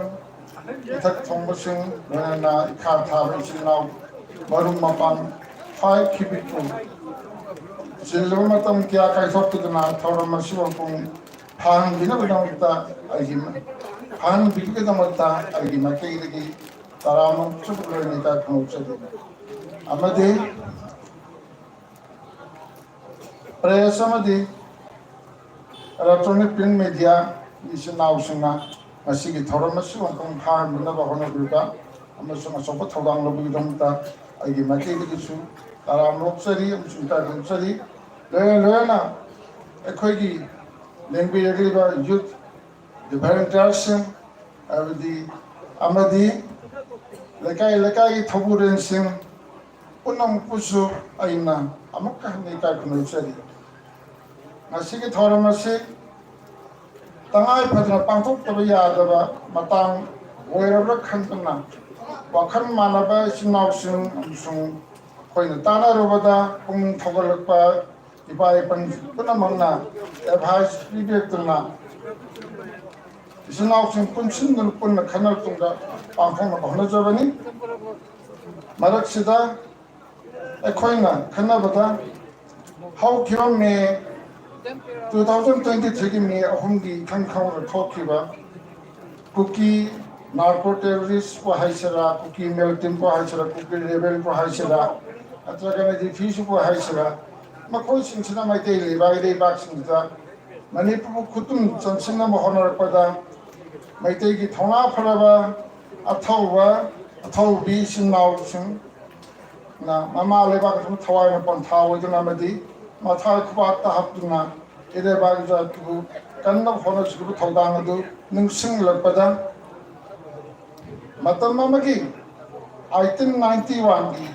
Masim Yamtaba my day. Lami Singa, Namita the Hainariba, British colonialism, the young surprising Kongjong the Kevasing the Chintakila Panda, Nona Matai Takiba, Tona Paraba, Taway by pushing Venana, Barzabashing in Tom Pankraba,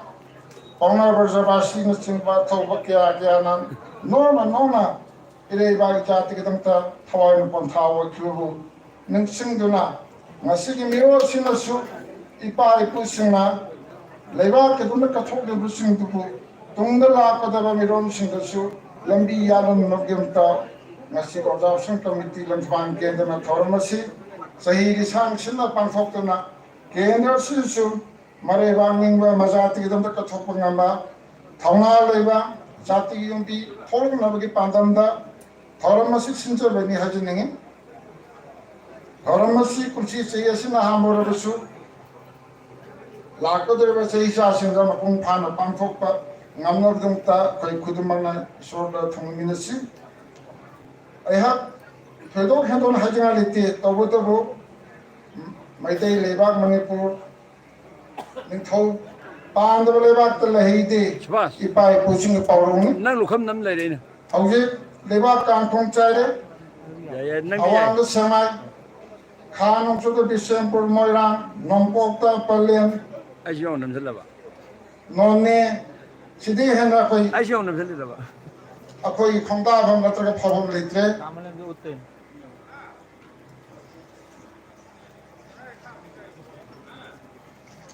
Punjab का तक लगे लंथाबाल मंत्री को नरेंद्र काई की piggy member हुई भी रिबा नहीं होने पंजाब बता लाइस्रम रंजन गसी गसी को मेरे फंक्शन ऐसी किता है जिनका फल लांग देने की देने लगा नॉलो में कौशल जाए अकोई ना हाना खंडर मधी मैते लेवासी अकोई इपाय की थोड़ा बाबा इपाय की में आंसर सिना अकोई मैते लेवा इरे तंदसी 22,000 स्क्वायर किलोमीटर के है बा मतम के निथौगी मतम दा पाक साउना याम साउन कोलम में तो बहुजिती 600 तक न 700 स्क्वायर किलोमीटर के है ना लाई तब को न कोई ना अकोन उबगुन तवरे माके खुदम चपे यादे गुहात लेबगा तंकोमन लेबगा सामान रे तसेम हरगती लंदन जी सरकार डबल इंजन बीजेपी सरकार ना लेंगा का फेल होइब्रा खनजै पार्टी मनुंग नपा नपा तानदुना सिंखायना दे प्यार लागले मियाम हेन खंगरा वाफमनी मखा तांगलेते या फंदो उद्रबसु कोर्ट ममन अत्यापकरे तिलौ चनन ने नोबि चाद या रिपोर्ट को दम लोर न तेज की तेज ना तंगारे अखोन चार बिसिंग से तेज का तनी अदुना सिद नतना हाउ किबलान 2023 के मे होम के होगी लंजाव तकी थी अखोई की मा कोई पीपल सनी या खेती की है ना अमसुंग सीखरे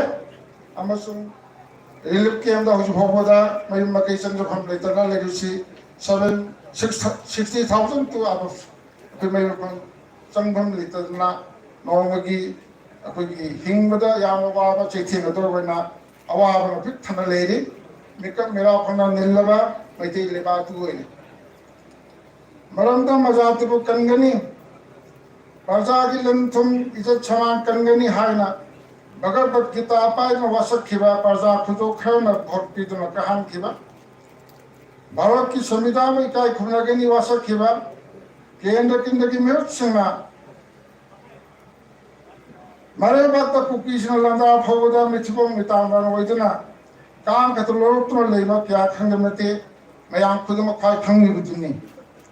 प्रजा की सखा मरपा केंद्र की धार पर सखत थांग संभम केंद्र की तीव्र में तौदन मसाल फकाव राशन बा असुगुंबा या याउदर न ते कुलन खंगे बुदिनी माता नसिते लानिंग व फंदे अविक्ति मैते लेवा इरम दमसी कांखों चारे पिक मणिपुर से दा Kuki separate administration alternative demand तौली मणिपुर से पुवारी दा मैते न लेंगाई तबो महरों दगी हमिन तामिन रिबा तोंगान तोंग जाति का कुंठा मरी न पुन्ना नुक्सी चाने तुन हिंमिन तुन लागी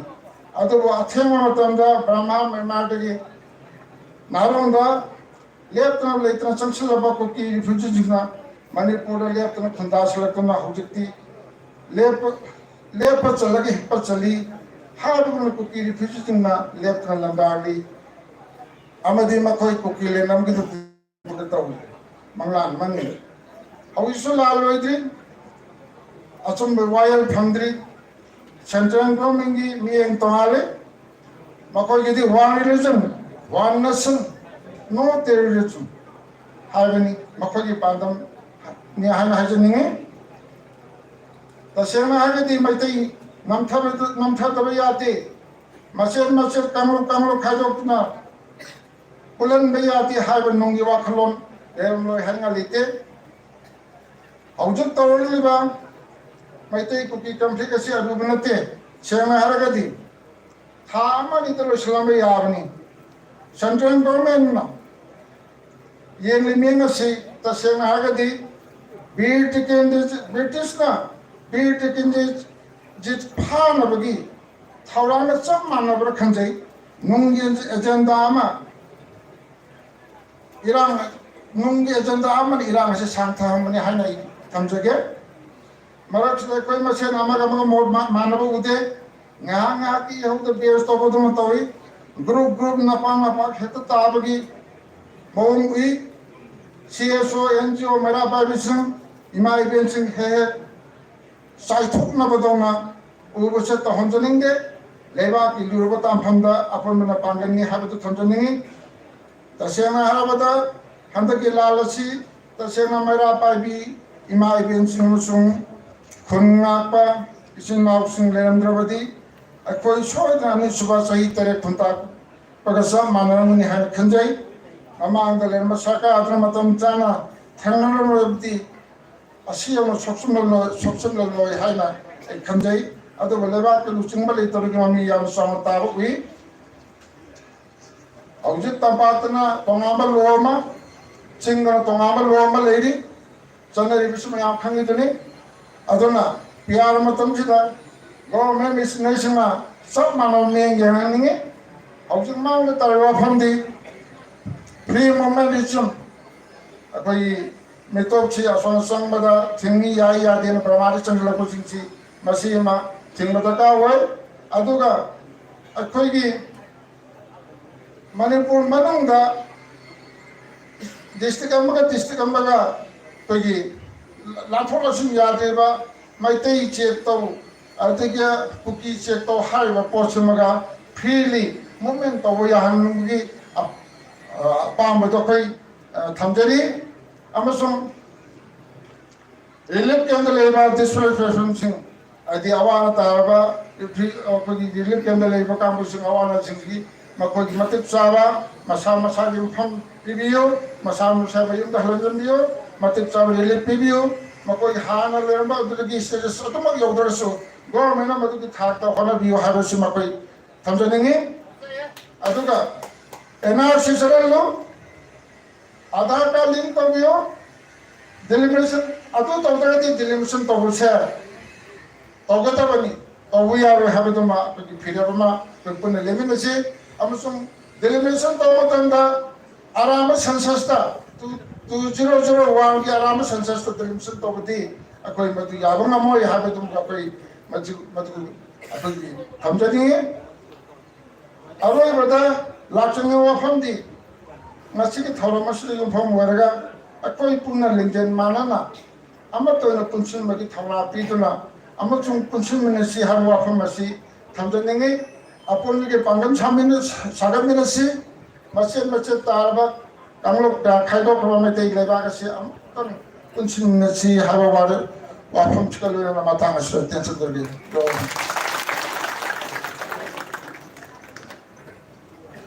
ngachigi observation committee ke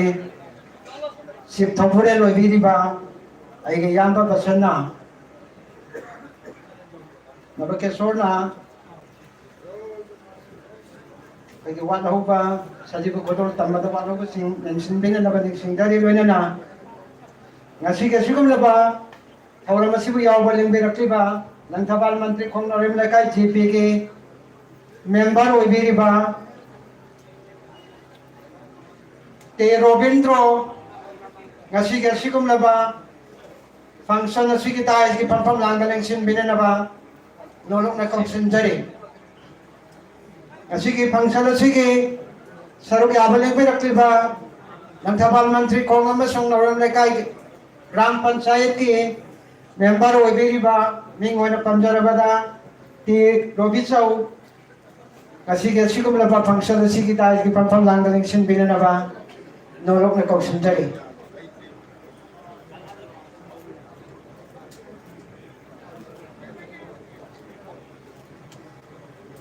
Makatarakpada, Mingoy na Panjarabada, Laisram Ranjan,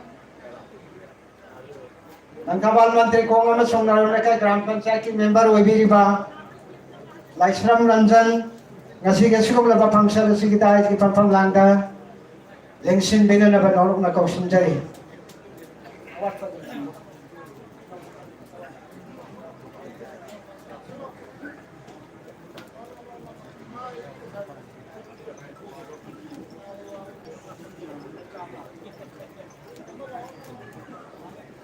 Makatarik pa programo ina nga sige kumulaba function na sige vote of thanks bibinanaba observation committee ki sa member Webiri ba Laisram Dhananjoy nga sige kumulaba function na sige vote of thanks bibinanaba sinjari bagi mai kai dege nolok na konsenjari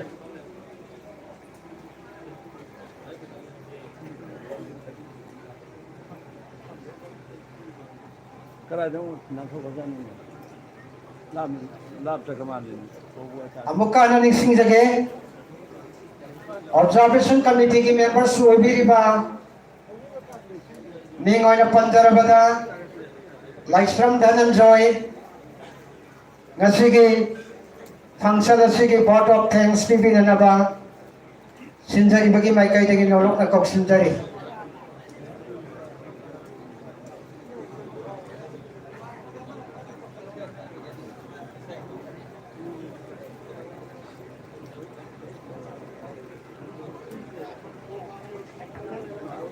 tangay padaba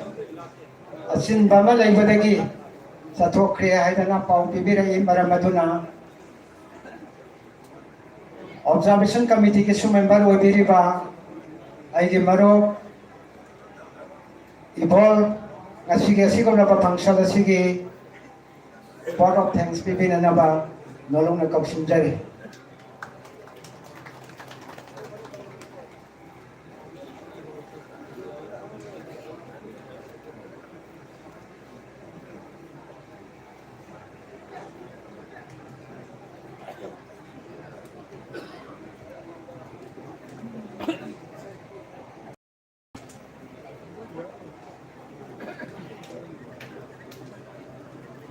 Asigi yaifaraba numit asida ng Tabang Kendra Development Committee ama lingkalato na laibaki oiba thawram kayada mangsin thado na sakraba athauba singi mafamda haikal laikat tamjaba gidamakta silliba thawram asida lemgi ragliba punamangpo sinjalang jari ba mai kai dagi amka hanna thagaba phongtok jari makatarakpada asigi thoram asi nangna bani yaudaba yade haituna tongan ba nadawan kendra gi manungda lebi diba nipu dagi lebi ragleba councillor sing mingoy na tongan panjandra basu member sing pradhan sing punamagpo sinjalang jari ba mai kai dagi amka hanna su thagaba phongtok jari loinana ngasigi langdawan kendra da mamangda mutta thokidriba thoram ama khawtokba haida tare masida khoi langdawan kendra si ate kendra dagi sotha horabari da sotha horab chamutang akhoi mayam punsin tuna apunba pangal ama sagattaba yade haiduna sinjal langjari basingna hawtok charagasu sagi asenba matam kaya kaithokpiduna lembiraliba hallaman isilinaw kai punamapul sinjal langjari ba market digi amkahna thagat saba phongtok chari loinana ngasigi asigumlaba thoram asi lebak sinba thungna print namadi electronic media na sobo thodang ama lobi thona miyam punna santok tuna uhan bina ba honna biriba sing busu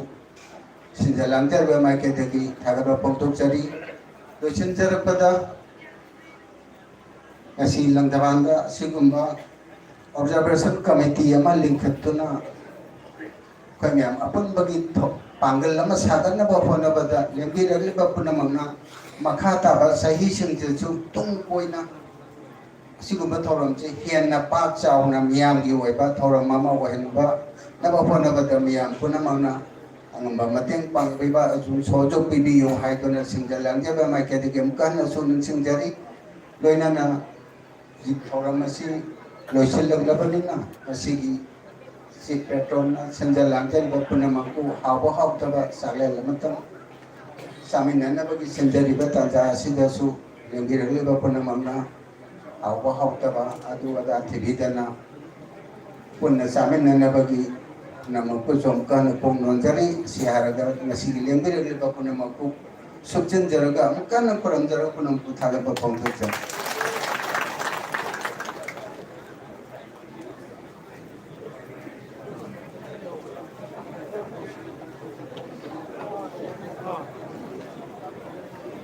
lengsin biriba khwai pamna make yaba longjaraga ngasige sigumlaba langkhabal kendra observation committee na sinjaba khongjam lal ningsing thauramgi function asi ikai khumna jaraba khwai pamna make ahalaman singa yaba longjaraga soptan jaraga matang asida loisinde haina na bhuktari aduga makata pada Sakay lama sinjari ba sige arrangement hatang sinjaba yana na bagi ay koy na pam sidagi khaji tang mai thok piraga akoy pukham thaba atay arrangement sa na bagi arrangement ta wina na bagi tanjade matang lagjage maram kana sai gi pam dagi khaji tang na thai piraga akoy matham asida sinjariba sakle gasigi enen benong tang taujana bagi tanjado namjage ayang pun namang na baru biro yahay na observation kami digi man kay digi hamjari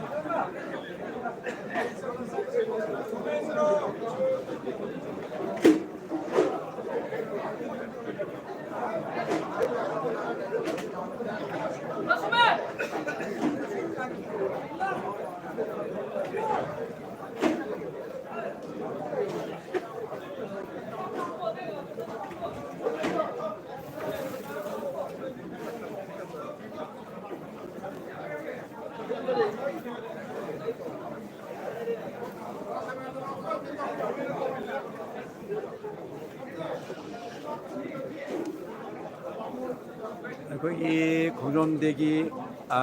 서구신기 닝싱 누미끼 오이나 마시 동대대 라이브 타바 마땅히 선저르게 미팅 로레 도 시대기디 거기 리프레시먼트 오이나 로고 마tam도 요록라버니나 거기 리프레시먼트 기 마tam도 요록라버니나 셀레브레이션 쟁가 시 동대 마땅히 선저레 아두나 아이 라이브 쇼 마땅히 선저게 미행 따비니 뭐 과프로고 이까 그런 거지